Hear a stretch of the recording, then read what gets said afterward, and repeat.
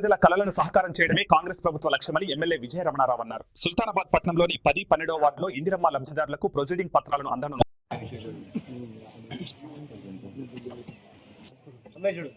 అజగిరి సుల్తానా వెంకలగ వేముల సూరయ్య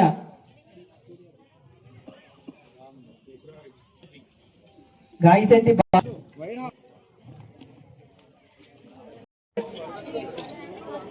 ఇక్కడ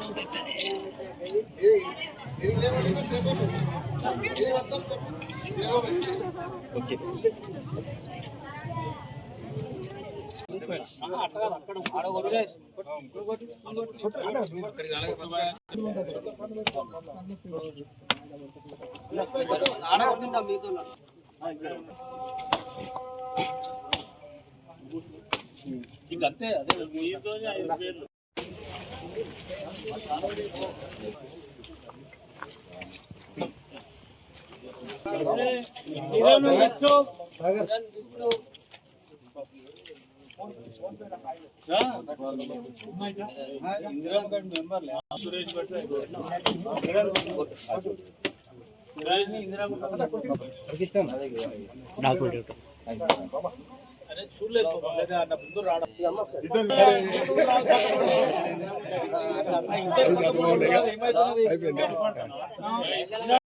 దక్షిణామూర్తయే నమః. ఓం నమో వ్రాతపతయే నమో ఘనపతయే నమస్తేస్తు లంబోత్తరాజయే కథంతాయ. హరి ఓం దేవీ వాచమనంత దేవాస్తాం విశ్వరూపః పశవో వదంతి స్థానో మంత్రేషు ముర్ఛందుహానం హేనుర్వాకాడు సమే కామాం కామ కామా. 12వ వార్డుకి వచ్చినప్పుడు దాదాపు 8 ఇందిరమ్మ ఇల్లు ఇచ్చాం. అంటే ఇక 15, 8 మన దగ్గర 23 ఇందిరమ్మ ఇల్లు ఇచ్చాం. ఇవాళ 10వ వార్డులో చూసుకున్నప్పుడు మరి ఆనాడు మీరందరూ కూడా ఆలోచన చేయాలి. 10 సంవత్సరాలు మరి డబుల్ బెడ్రూమ్ ఇల్లు ఇస్తామని చెప్పి మరి ఆనాడు ఇదే సుల్తానాబాద్ పట్టణంలో 2004-14 మధ్యలో మరి ఆనాడు కొంత సమయం అన్నయ్య గౌడ్ గారు సర్పంచ్ ఉన్నాడు. మరి 2009-14లో నేను ఎమ్మెల్యే ఉన్నా. దాదాపు 700 ఇందిరమ్మ ఇల్లు ఇచ్చినట్టు ఆనాడు కాంగ్రెస్ ప్రభుత్వం ఉంది. మరి ఇక్కడ రాజయ్య గారు కూడా వార్డు మెంబర్ ఉన్నాడు. సోదరుడు అమీర్శెట్టి తిరుపతి గారు కూడా వార్డు మెంబర్ ఉన్నాడు. మరి ఆ రోజుల్లో ఎవరికి అడిగితే వాళ్ళకి ఇందిరమ్మ ఇల్లు ఇచ్చాం. కానీ ఆనాటి తెలంగాణ రాష్ట్ర ప్రభుత్వం మన నూతనంగా ఏర్పడినటువంటి తెలంగాణ రాష్ట్రంలో ఆనాడు ఇవి డబ్బంతా ఇల్లు, దిక్వాళ్ళ ఇల్లు, అగ్గిపెట్టంత ఇల్లువి అల్లుడత్త ఎక్కడా, బిడ్డ ఎక్కడా, కొడుకు ఎక్కడా, కోడలు ఎక్కడా అని చెప్పి మాయమాటలు చెప్పి ఆనాడు 10 ఏళ్ళు కూడా ఒక్క ఇల్లు ఇయ్యలేదు. ఇవాళ ప్రజలకు మాట ఇచ్చి పేద ప్రజానికానికి మీకు 5 లక్షల ఇందిరమ్మ ఇల్లు ఇస్తామని చెప్పి ఆనాడు రేవంత్ రెడ్డి గారి నాయకత్వంలో ఆనాడు మాట ఇచ్చి మాట తప్పకుండా ఇవాళ 5 లక్షల ఇందిరమ్మ ఇల్లు ఇచ్చిన చరిత్ర కాంగ్రెస్ ప్రభుత్వాన్ని, ముఖ్యమంత్రి రేవంత్ రెడ్డి గారు. అంటే ఇది ఒక చరిత్ర. దేశంలో ఏ రాష్ట్రంలో కూడా 29 రాష్ట్రాలలో 5 లక్షల ఇల్లు ఇచ్చేటువంటి ఏకైక రాష్ట్రం తెలంగాణ రాష్ట్రం, ఏకైక ముఖ్యమంత్రి రేవంత్ రెడ్డి గారు. మరి ఇవాళ ఇంకా 15 ఇల్లు ఇక్కడ ఇచ్చినాం. మళ్ళీ మీకు ఏప్రిల్లో ఎవరైతే ఇల్లు రానటువంటి పేదలు ఉన్నారో ఇవాళ 12వ వార్డులో 8 ఇల్లు ఇచ్చినాం. అక్కడ కానీ ఇక్కడ కానీ సుల్తానాబాద్ పట్టణంలో కానీ 220 ఇళ్ళ పైన ఇచ్చినాం. ఇవాళ ఎంతమంది ఇంకా ఇక్కడ లేకుండా ఉండి ఇక్కడ ఉన్నోళ్ళు కూడా ఇల్లు రాకుండా ఉన్నోళ్ళు ఎవరైతే మీరు ఉన్నారో వాళ్ళందరికీ ఇందిరమ్మ ఇల్లు ఇచ్చే బాధ్యత నాది. ఎందుకంటే దగ్గర ఇంకా 2-3 విడతల ఇల్లు వస్తాయి. ఇంకా 3 విడతల ఇల్లు అంటే నాకు తెలిసి ఇంకొక 15 ఇల్లు ఇక్కడ ఇస్తే ఈ అడిగేటోళ్ళు కూడా ఆ తర్వాత మనం ఎన్నికలాడుకుండే, ఆ తర్వాత మనం ఇంకో విడత ఇళ్లకు మనం ఎన్నికలాడుకుండే. కాబట్టి ఎవరైతే జాగ లేకుండా ఉండి జాగా లేకుండా ఉండి ఇవాళ ఇల్లు లేకుండా ఉన్నటువంటి పేదలు ఎవరైతే ఉన్నారో వాళ్లకు జాగా ఇచ్చి ఇందిరమ్మ ఇల్లు ఇచ్చే బాధ్యత 100% నాది. మీకు ఇవ్వాలని కూడా ఎలాంటి డౌట్ అవసరం లేదు. మీ విద్యాన్న ఒక్కసారి చెప్తే 10 సార్లు చెప్పినారు.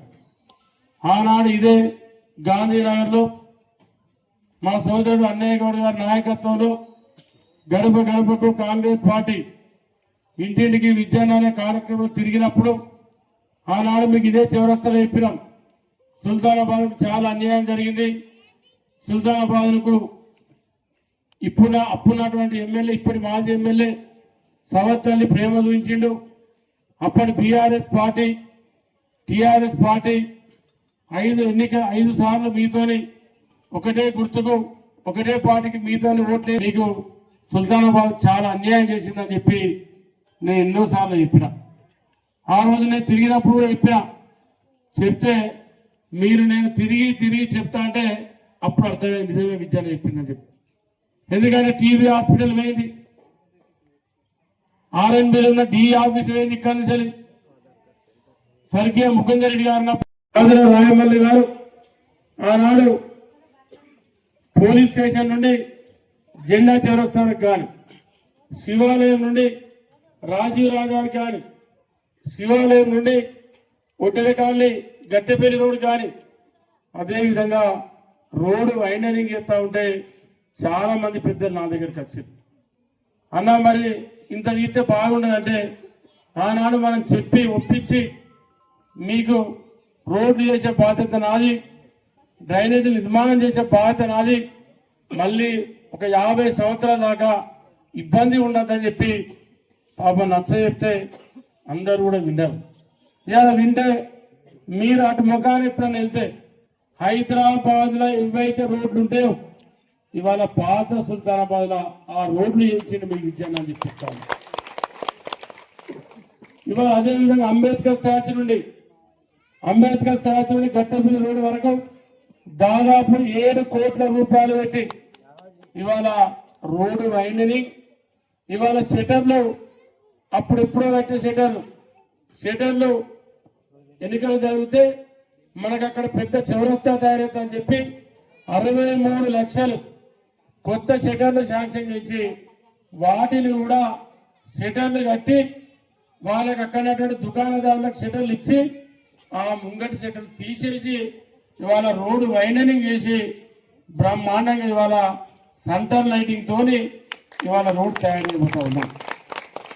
ఇవాళ ఏవైతే ఐర్లాండ్స్ కరీంనగర్ పోతే మీకు కనబడే ఐర్లాండ్స్ కానీ, హైదరాబాద్ పోతే కనబడే ఐర్లాండ్స్ కానీ, ఇవాళ మండల ఆఫీస్ చౌరస్తాల 50 లక్షలతో ఒక ఐర్లాండ్, అదేవిధంగా అంబేద్కర్ స్టాచ్యూ చౌరస్తాల ఒక ఐర్లాండ్ 50 లక్షలతోని ₹1 కోటి నిర్మించబోతా ఉన్నాం. అదేవిధంగా ఇవన్నీ జరుగుతూ ఉన్నాయి.